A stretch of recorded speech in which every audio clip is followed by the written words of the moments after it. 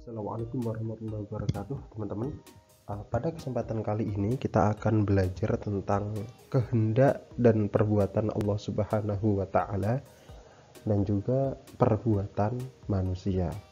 Jadi ini setelah kita kemarin membahas tentang akal dan wahyu, kemudian dosa besar, kemudian selanjutnya bagaimana sih perspektif aliran-aliran ilmu kalam berkenaan tentang kehendak dan perbuatan Allah dan perbuatan manusia. Oke. Pertama kita akan membahas tentang perbuatan manusia terlebih dahulu.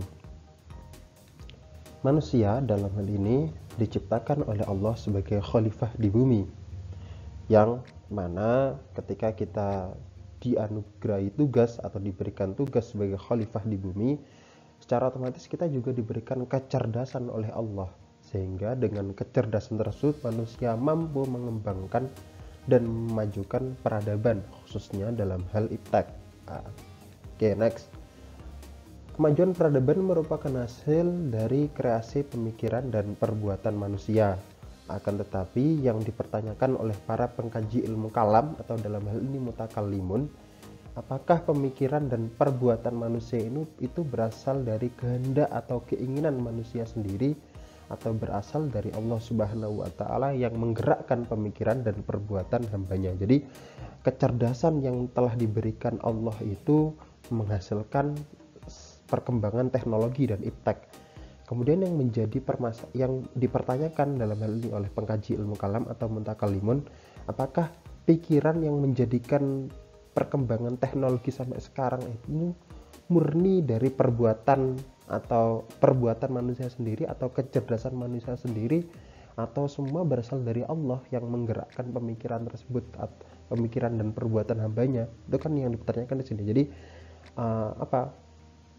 apakah itu semua berasal dari Allah atau murni dari manusia sendiri? Dari perdebatan ilmiah muncul berbagai pandangan tentang kehendak dan perbuatan manusia.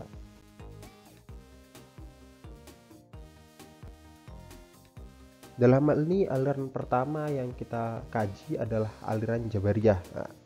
Secara umum pemikiran Jabariyah adalah bahwa seluruh perbuatan dan kehendak manusia merupakan suatu paksaan dan takdir dari Allah Subhanahu wa Ta'ala, tanpa manusia bisa memilih atau berusaha. Jadi Jabariyah ini aliran yang secara tunduk pasrah kepada Allah, bahwa segala tindakan perbuatan manusia adalah dari Allah.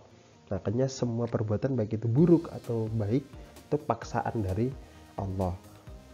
Kemudian akan tapi dalam perkembangannya Jabariyah terbagi menjadi aliran Jabariyah moderat dan ekstrim. Seperti kemarin Murji'ah juga ada Murji'ah ekstrim, Murji'ah moderat. Murji'ah ekstrim memandang bahwa segala perbuatan manusia ibarat kiasan belaka. Manusia tidak memiliki usaha, daya dan kehendak maupun pilihan. Bahkan manusia dipaksa untuk memperoleh pahala dan menerima siksaan, karena perbuatan baik dan buruk manusia merupakan takdir dari Allah Subhanahu wa Ta'ala. Ini ekstrim banget. Jadi seluruh perbuatan manusia itu ya kembalinya ke Allah. Siapa yang menggerakkan? Ya Allah. Baik itu buruk atau baik, kita seakan-akan dipaksa untuk melakukan kebaikan, dipaksa untuk melakukan kejelekan. Kita dipaksa untuk masuk neraka, kita dipaksa untuk masuk surga. Itu ekstrim sekali pemikirannya, jadi pasrah. Maka di sini ketika ulama-ulama Asy'ariyah memandang, wah ini bahaya ini ketika pemikiran Jabariyah dibiarkan. Seakan-akan nanti ketika ada orang mencuri ataupun orang yang membunuh, maka bisa beralasan seperti ini. Lah, saya membunuh, saya mencuri kan karena Allah. Nah, itu sebuah logika yang cacat menurut para ulama-ulama Asy'ariyah. Tidak bisa dibiarkan seperti ini. Jadi ini pemikiran Jabariyah ekstrim. Kemudian Jabariyah moderat bahwa Allah Subhanahu wa Ta'ala sebagai pencipta segala perbuatan, sedangkan manusia memiliki andil dalam mewujudkannya. Perbuatan tersebut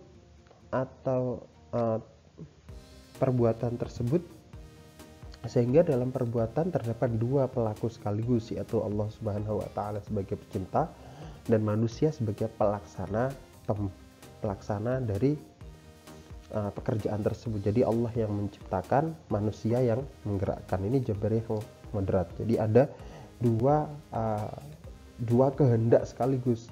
Allah yang menciptakan, kemudian manusia yang melaksanakan. Nah, seperti itu. Ini yang moderat.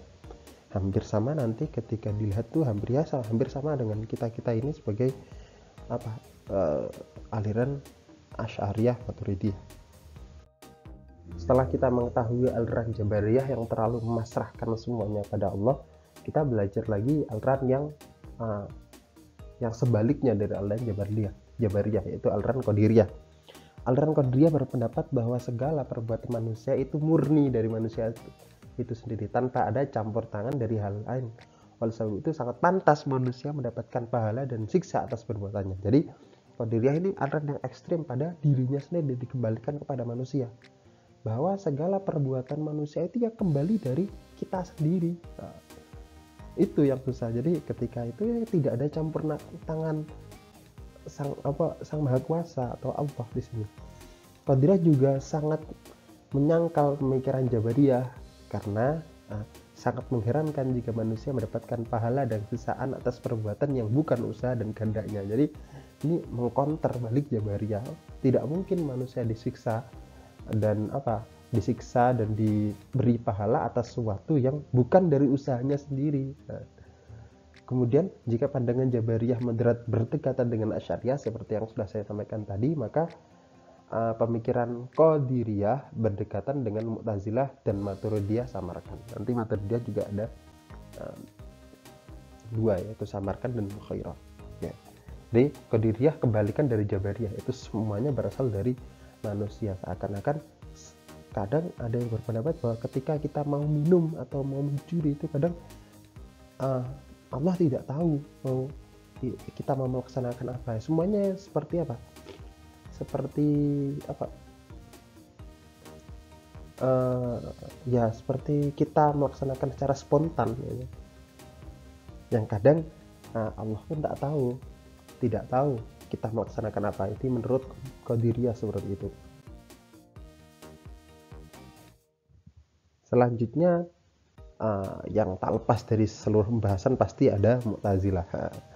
Mu'tazilah berpandangan bahwa yang pertama free will, atau pemahaman ini berpendapat bahwa manusialah pencipta perbuatan baik dan buruk. Manusia taat atau tidak kepada Allah atas kemauannya sendiri, jadi dipasrahkan semuanya pada manusia. Sama seperti tadi Qadiriyah tadi. Kemudian Mu'tazilah mengecam adanya pelaku dalam satu perbuatan Allah dan manusia, seperti yang dikritik Jabariyah tadi, bahwa dalam Jabariyah moderat bahwa dalam perbuatan itu ada satu perbuatan, ada kehendak atau ciptaan dari Allah, kemudian manusia yang melaksanakan. Itu sangat dikekang karena hanya manusia yang punya andil.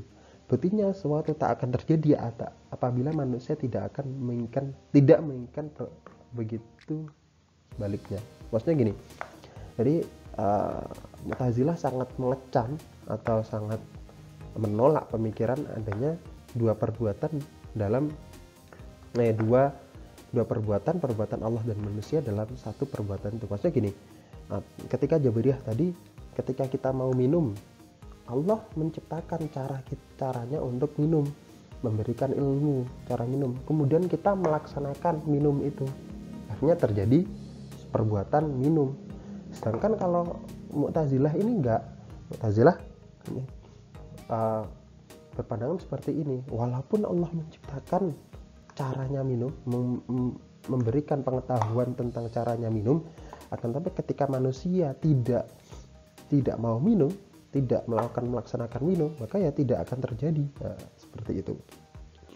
Jadi perbuatan difokuskan semuanya pada manusia. Kemudian baik dan buruk.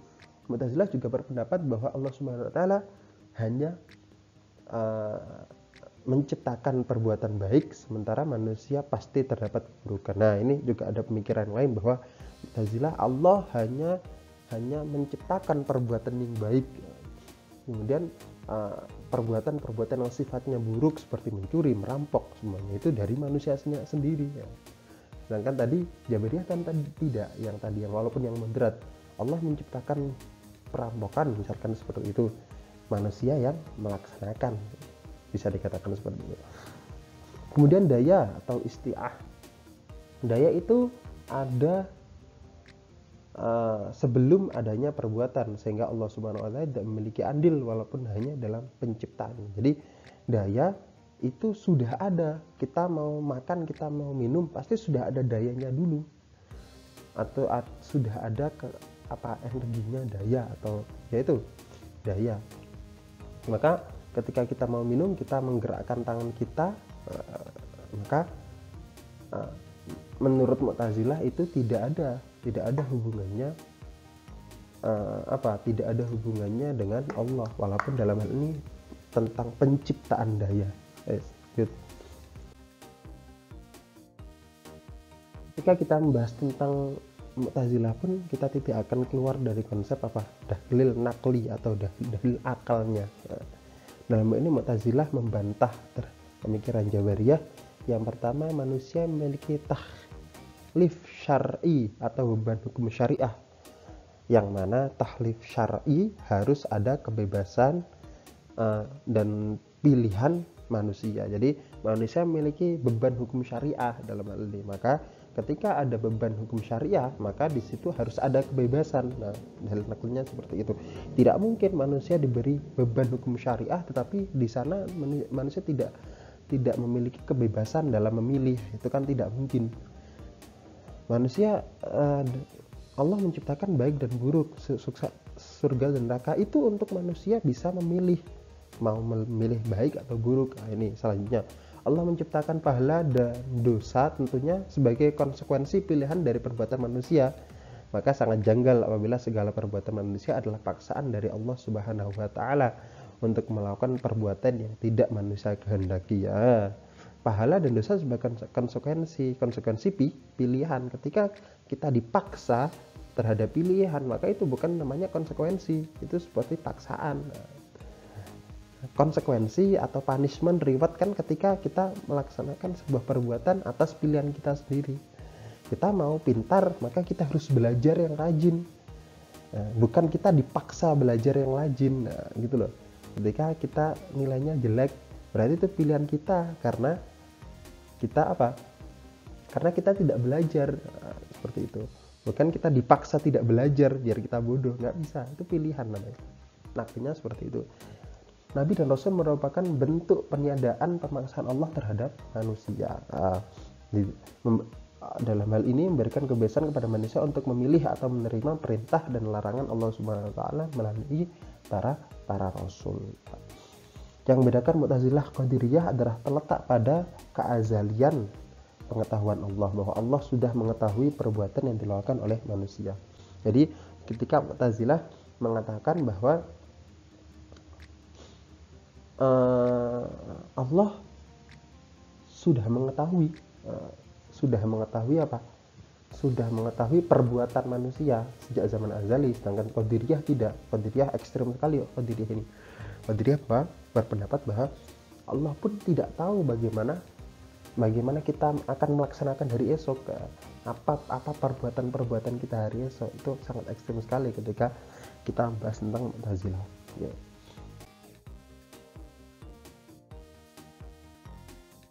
Kemudian di sini ada Asy'ariyah. Asy'ariyah intinya adalah mengambil beberapa pemikiran atau mengambil jalan tengah Qadiriyah dan Jabariyah. Kemudian ada beberapa yang mengambil pemikiran dari Mu'tazilah. Maaf tadi di kata-kata terakhir bukan Mu'tazilah tapi Qadiriyah.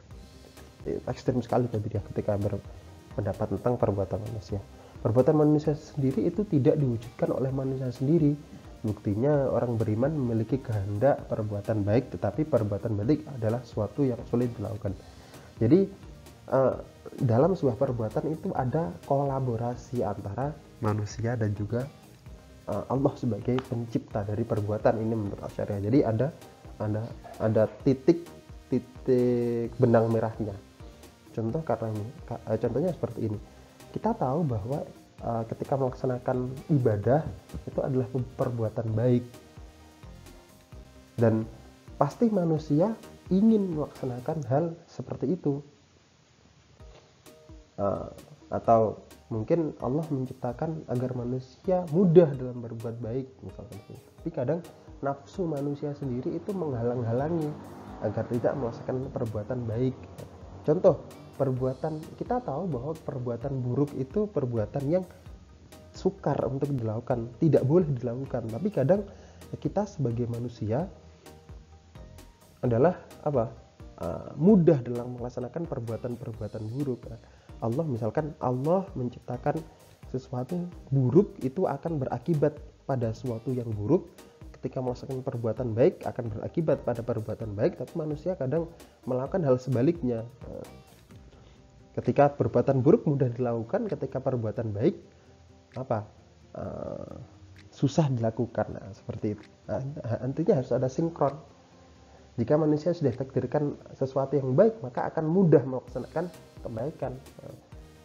Ketika sudah takdirkan melakukan sesuatu yang menjauhkan dari sesuatu yang buruk, maka akan mudah untuk dijauhkan dari sesuatu yang buruk. Berarti ada dua benang merah yang harus dilakukan antara kehendak Allah dan juga perbuatan manusia, harus sinkron. Kemudian yang membuat perbuatan yang baik itu sulit dan bagi orang yang beriman adalah